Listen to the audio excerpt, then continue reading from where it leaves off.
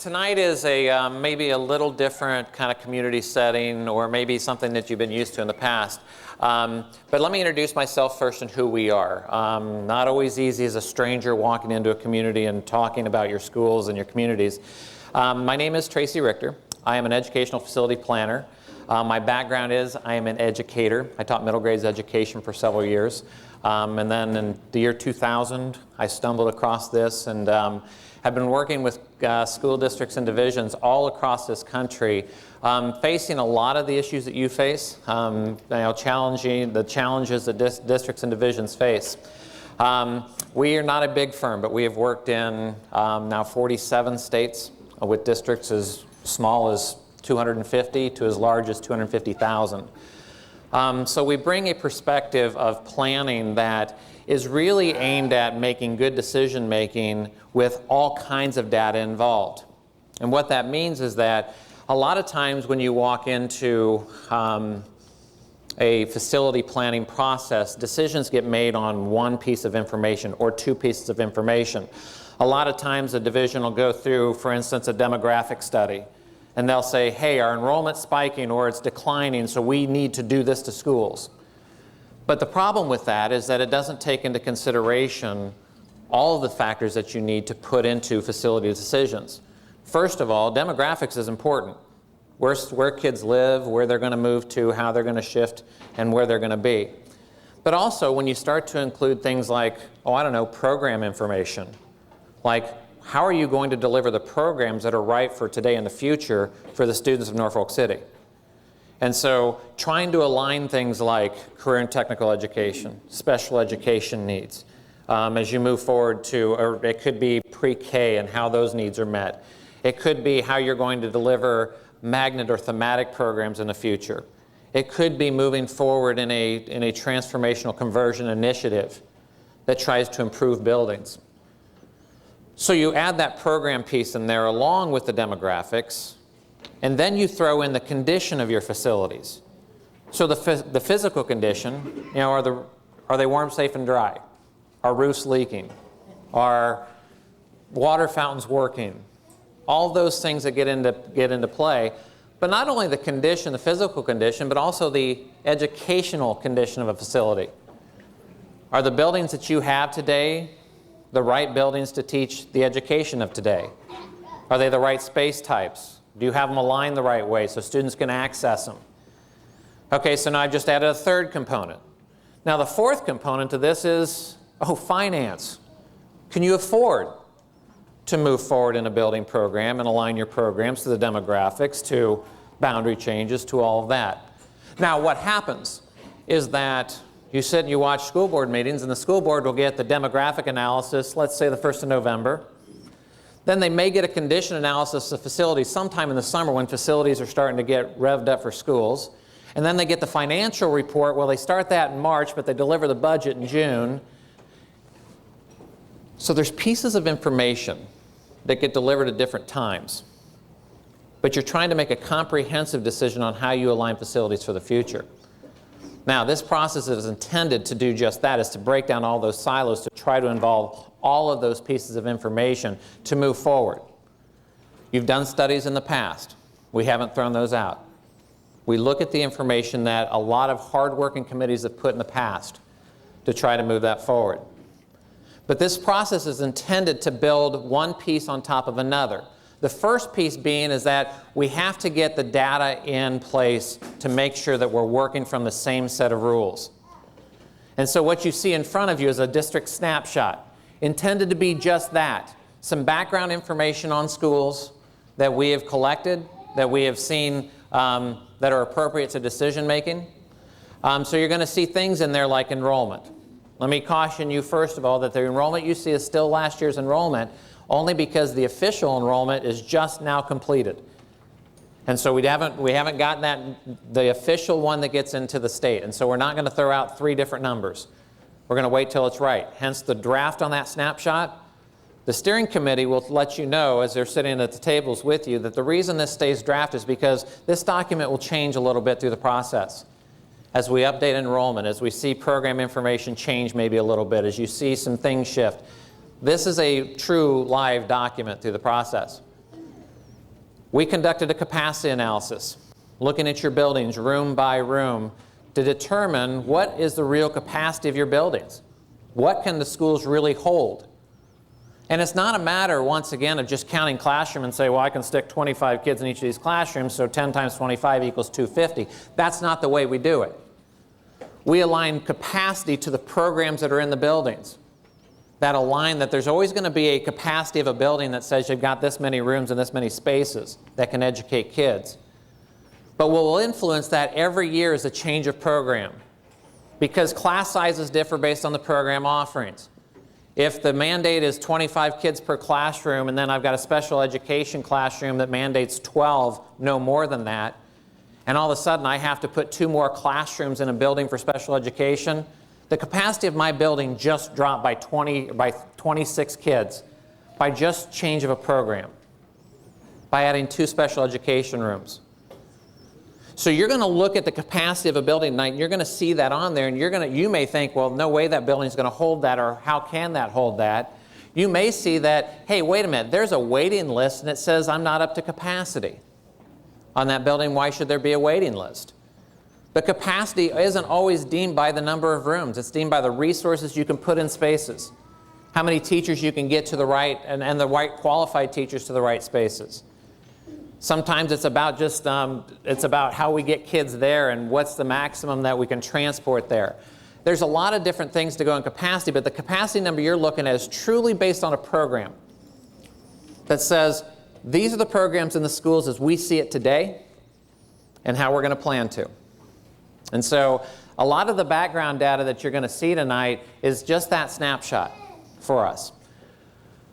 We use a lot of geographic information systems. I'm going to show you some of those. The process, though, goes through this idea that we're going to engage the community every step of the way.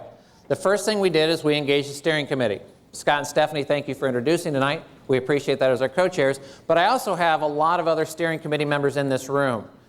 If you don't mind, could you just either stand up for me, if you don't mind. There's steering committees that have committed to doing, thank you. They're all around here. They have committed to doing 6 meetings on top of these meetings to review data, to do some more work that I'm going to explain here in a minute, and then to help us make recommendations moving forward. The plan is not to bring a consultant in here who's not from Norfolk City to make your decisions for you, but is really to engage your community, to ask the people who actually live here and have them help us. Us delivering best practices as we see fit, as we see that we work around the country, as we work in education every day. Will that work? Will that not work? Why will that work? Or why will that not work? As we facilitate that process and delivering that model. The community meetings are intended to gather input. What you're not going to notice here is a microphone sitting in front. If we give everybody 3 minutes to talk tonight, we may not get out of here until the weekend. And I hope you have plans for the weekend, but you have venues to do that. We call them school board meetings. Thank you, school board members who are here. But tonight is about for us to gather your input. And tonight is a meeting about setting the rules. Next, in the next couple of weeks, we're going to start to develop options about how we align your facilities for the future. How we get the condition aligned with the demographics, with the programs, with the funding. The problem is we need rules to live by.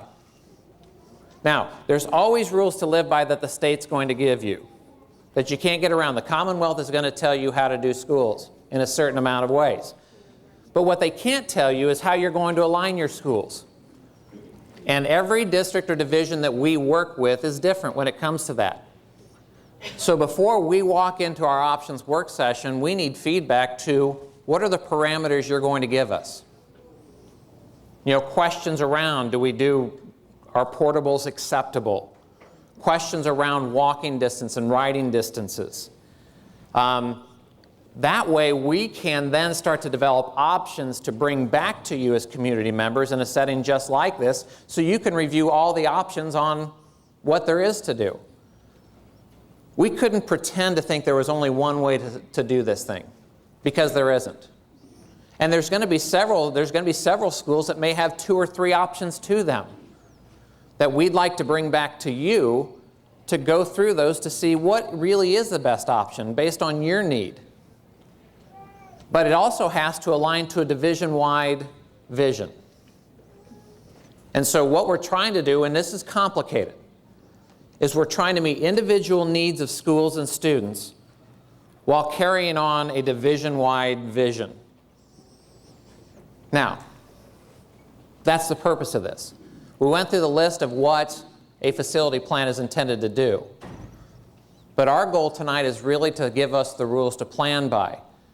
The next community meeting we come back to, after we've met with the steering committee 2 more times, before we come back to the community, is to really go through what options are out there for us. And they're not going to be, I've been to communities that they've come up with new options for us. They saw a different perspective and they said, hey, what about this option instead? From the options, we go back to the committee 2 more times and we vet those, all the things that you talked about in the community meetings. And we take the data 1 more time and we say, okay, what's the best recommendation moving forward?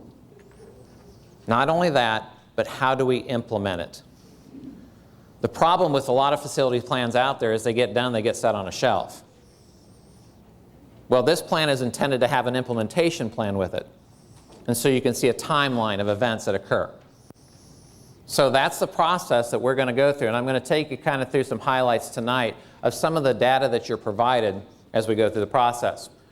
The first thing we do is we utilize geographic information systems. Sitting right here working the PowerPoint and completely underneath his skill set is Lee Huang. And Lee Huang is a GIS analyst, and which means he does geographic information systems mapping and analyzing of data. And so it's everything from mapping boundary lines over city streets and doing all that to, and you can follow in your background report. I put the page numbers out there to hopefully help go through this a little bit. And again, a lot of this is just to show you kind of some of the information that's there. So you have boundaries, but we start to specifically look at student analysis. So the map you see on page 14, for instance, is a student density map. The red showing where the most dense populations are of students in the division. Now, as you start to overlay this with the capacity of buildings, the programs that are located there, the city plans for what they're going to do with that part of the city in the future, and you start to overlay that and you start to say, okay, how does that relate to our population? Because as densely populated as this is right here and right here, all of our schools aren't right there. So, and the answer isn't keep throwing dollars at building more schools, because the dollars aren't there to just keep building more schools. So how do we creatively create a plan that allows us some equal distribution of students across buildings that have been built across the division? So we look at things like, we look at student ethnicity, and so looking at each boundary to say, okay, what's the ethnicity, because this will help us determine a lot of different things. Program delivery is a big one. We work in a lot of districts and divisions that have increasing Hispanic population and Spanish-speaking students. But being able to map that and showing where those students live so we can get programs to them instead of dragging them across town to programs is critical information for us on how to make decisions on program planning. Go ahead. We use things like socioeconomic data. Socioeconomic data typically track through lunch codes because that's the way we can track in school divisions. But this helps us talk about, okay, where can we put better social programs? Where do we have to align where do we have to align our student balance? There's a big talk in this country about socioeconomic balance in schools also. And so really talking about how and this will affect things like Title I status. There's all kinds of implications of socioeconomic. So again, what we try to do is we try to look at those numbers. Now, what I'm going to warn you about, and this is where data can get funny, as you all know, is that this is a self-reporting mechanism. Is that people register under free and reduced programs. As students get older, we typically see at the high school that free and reduced lunch seems to drop for some reason. Does that mean they're getting wealthier in high school? Probably not. But it's a reporting mechanism. It's that they just don't report free and reduced lunch. A lot of it may be an open lunch camp, like an open lunch policy, or they simply don't eat lunch, or whatever it is. There's a lot of factors in there, so you have to consider those things when looking at data. The other thing we look at is this idea of the proposed transformation charters. Now, this is something that you have some information on in your glossary of terms also. But when we start to talk about program influence, the first thing I don't want to happen is I don't want the term charter to scare people. The idea is this is an idea of transformation, of a conversion to a public charter that has the same resources that you see. It's the same budget, the same personnel, and so it's not a matter of that. I mean, you've all read about charters, you know that across the country, and you know this wave across the country, and it's real, no doubt. But the idea that the division is trying to move to an initiative to improve facilities through a program initiative, to make it more attractive to students, to get rigor where students need to be, and offer that to students, that's the idea behind this. Now, when I start to look at where those schools are proposed to be, this is where we have to start to talk about, well, are these going to be division-wide offerings? Are they going to be within the boundary offerings? Or if they're going to be division-wide, how do I get seats open in those schools that may be at capacity or above capacity? And what if students that live in those boundaries don't want to go to the conversion schools? Can we give them an opportunity to go to a neighborhood school and provide the opportunity for that to happen without them having to jump over 5 or 6 schools and drive 45 minutes to their elementary school? That still allows parent access when they need to go meet with teachers, when they want to go see events at the schools. And so you're trying to balance this program initiative with the idea that I want to still offer neighborhood schools too. Because neighborhood schools keep cities alive. But there's always this thing when you're talking about school planning that you're trying to balance this idea. Everybody wants a neighborhood school, but then everybody wants diversity, then everybody wants programs, and everybody... And folks, those are tough to balance. Because as cities grow and they develop, we see that there's pockets of ethnicities that move in different parts of cities. We see that across the country. So what we're trying to do is offer a bunch of things that really don't fit so well together.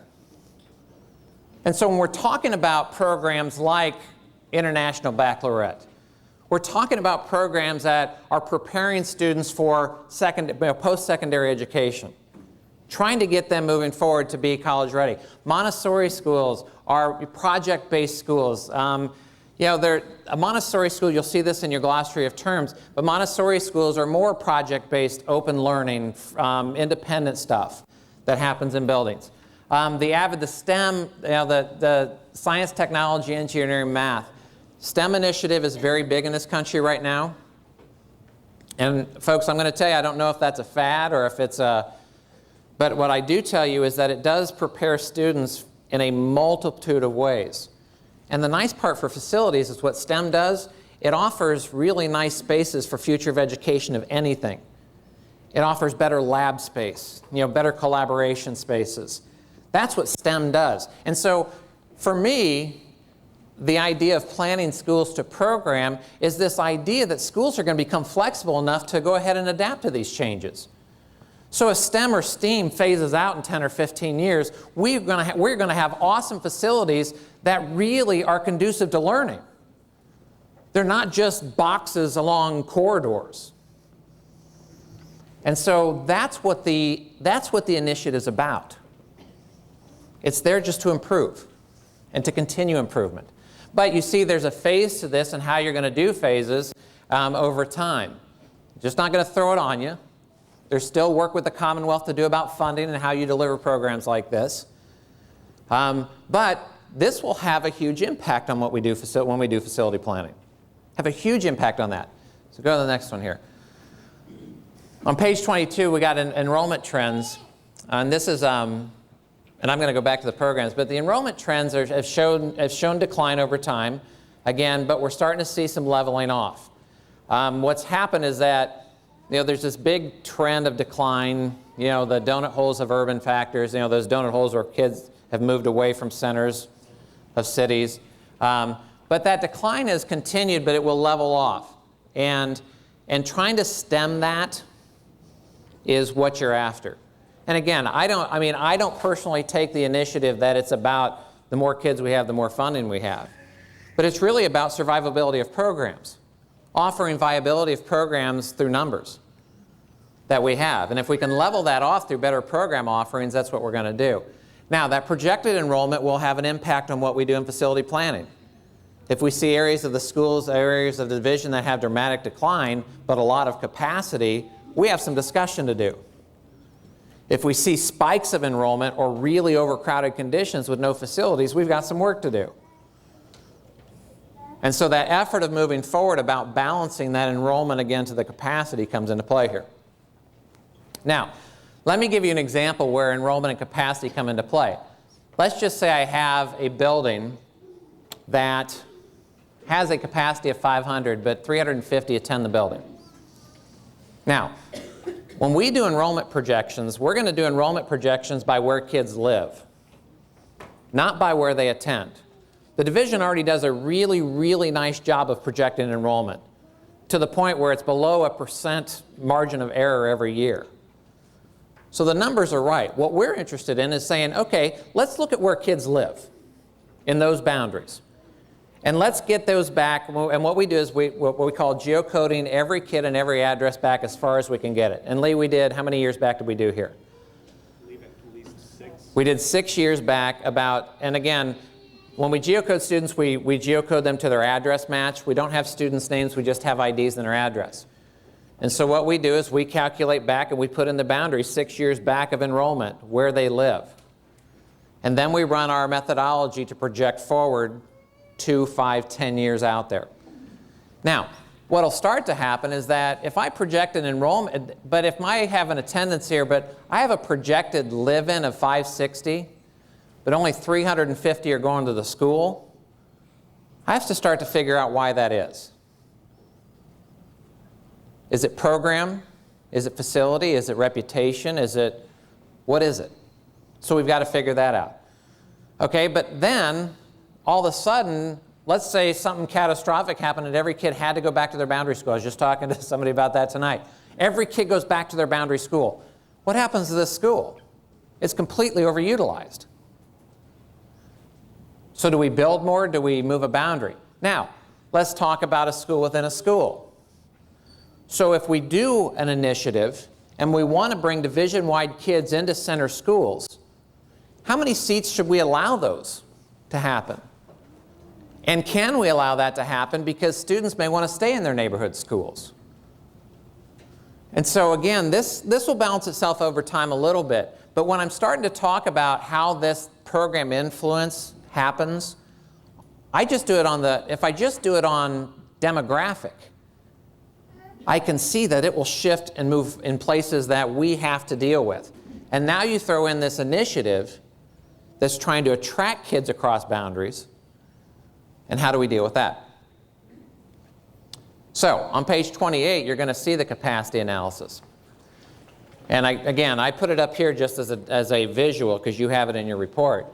But what this shows going across is that we do a permanent capacity and a recommended capacity based on programs. We show you the portables. We know that that's a topic of discussion. We also know that portables are a reality in most big school districts. And it's how we handle portables, and we don't make them permanentables, if that's a word. And I always have to share this story. In 2006, I walked into a Boise schools, and they had a portable that's been sitting there for 35 years. And it was older than me. And I'm thinking, am I temporary? Because I'm not 35. I wasn't then. But really, portables offer a solution for a short period of time, and they should. We have to adjust to those things. But when they start to become part of the permanent solution, how do communities react to that? And what do we want to do about that? And that's part of the question of planning. So when I start to look at these capacity numbers, obviously the ones in red are the ones where we're showing overutilized facilities. Now, the question is do you do that, can you sustain that over time? Because overutilized buildings will tax facilities, will tax resources. will tax, patience. And so when I'm trying to crowd kids into schools, how do I deal with that? Do I make additions on the buildings? Do I move boundary lines? Do I tear down schools and build bigger schools? Those are questions we need to ask ourselves.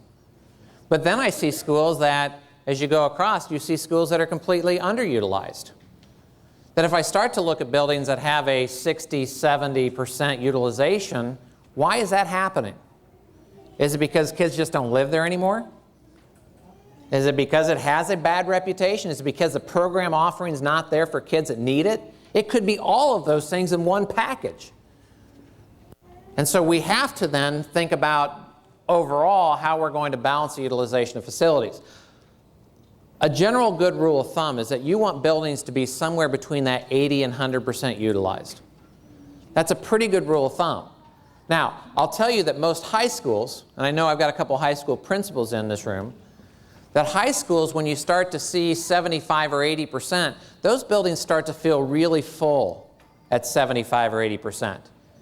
And the reason for that is they're messing with all kinds of different types of program offerings, and you may have an AP course that only gets 10 kids in it at a time when you're projecting 25 to be in a classroom.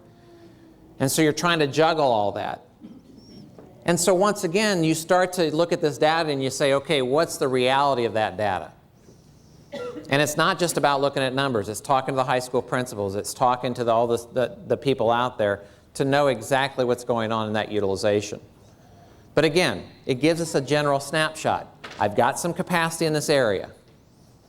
I don't have capacity in this area. I'm completely overtaxed in this area. And it gives us some guidance to move forward on that. So, the last programmatic influence. And I did this on the transformation, but this can be anywhere. The first one is that as you move forward in education, and we can debate about where education is going to go all night long, but the bottom line is I do this for a living, and when people ask me where I think education's going, I can look them in the face and I can honestly tell them, I don't have a clue. Because I don't. When I taught middle grades education, 3 years of middle schools, and I've told the steering committee this a couple of times, I taught under 3 different methods of teaching middle school.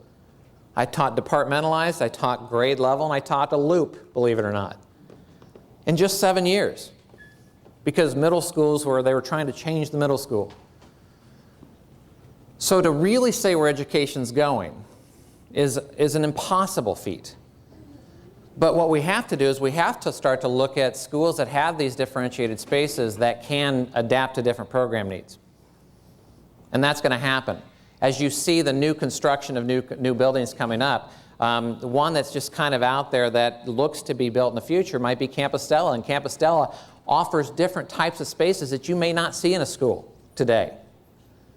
But that's okay. You may see, and so we have to adapt to that. Those space requirements that are out there that, required reading specialists, required math specialists. Nobody's letting you get away with anything anymore. You've got to pass these kids, and you've got to meet standards. And in order to do that, you need resources in schools. And those resources don't need to be sitting in a hallway in a chair with kids sitting in front of them and people passing them being distracted. And so you have to figure that the building will look different with these project-based labs and wherever technology is going. Look, there's schools out there that aren't even planning computer labs anymore because they figure every kid's going to have a piece of equipment. There's school divisions saying we can't afford every kid to have a piece of equipment, so we're going to need computer labs. But again, who knows where technology will go with that? We're talking about reduced class size and what that means. Say that there's an initiative out there to say, I'm going to reduce class size, and I go, okay, if my current capacity is 25 per class, and I got 20 classrooms, it's 500. But if I reduce that by 3 per classroom, I reduce the capacity of a building by 60, just in class size reduction. In those overtaxed areas, that's detrimental because you need more and more facilities because you're trying to reduce that class size.